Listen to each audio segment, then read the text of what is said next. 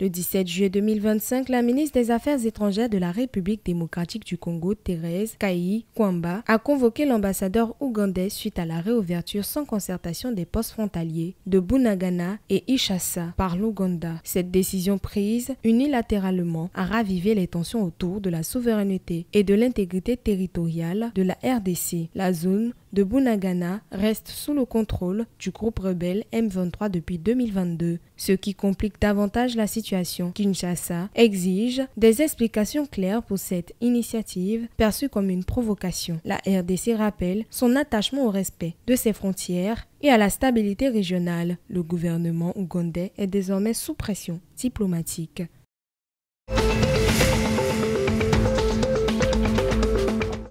L'agence djiboutienne des normes et de la qualité s'impose comme un acteur clé du développement économique à Djibouti. Chargée d'élaborer et de promouvoir des normes nationales alignées sur les standards internationaux, elle garantit la qualité des produits et renforce leur compétitivité sur les marchés locaux et régionaux. En collaborant étroitement avec les secteurs publics et privés, l'ADN joue un rôle stratégique dans la protection des consommateurs, la souveraineté commerciale et l'intégration économique régionale. À l'heure de la mondialisation,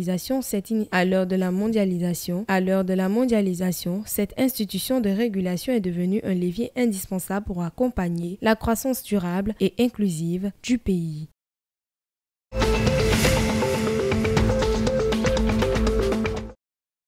Le 18 juillet 2025, le Premier ministre de transition du Soudan, Dr Kamil Idriss, a ordonné le déplacement de toutes les entreprises publiques et investissements gouvernementaux sous la supervision directe du ministère des Finances. Une unité spécialisée sera créée à cet effet pour assurer leur évaluation administrative et financière. Cette mesure vise à renforcer la transparence, le contrôle des fonds publics et l'efficacité de la gestion étatique, tout en respectant les accords d'investissement et cadres juridiques existants.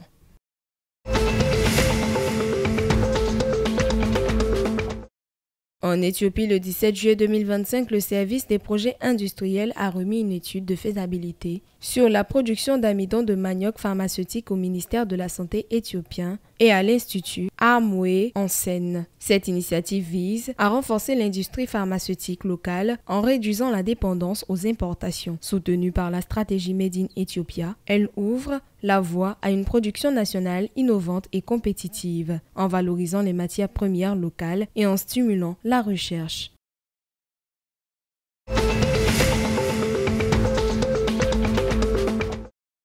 La Kenyane Ruth Chepngetich, détentrice du record du monde du marathon 2 h 9 minutes 56 secondes en 2024, a été provisoirement suspendue après un contrôle antidopage positif à l'hydrochlorothiazide, un diurétique interdit. L'unité d'intégrité de l'athlétisme poursuit son enquête, mais l'athlète avait déjà accepté une suspension volontaire en avril. Championne du monde en 2019, elle risque jusqu'à 2 ans de suspension.